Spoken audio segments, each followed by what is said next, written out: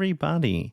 This is your daily real estate practice exam question, and today's question is a good one. Today's topic is going to be on independent contractors, and this is something that you do need to know a little bit about.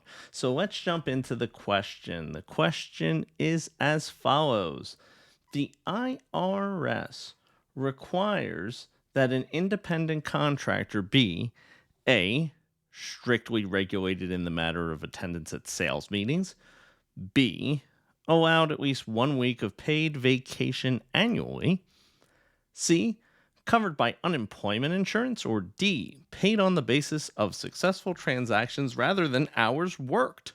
So, this is a real easy one. So, those of you who are going to be independent contractors, which I assume most of you in the real estate industry are going to be, and you are not going to get paid vacation, unfortunately.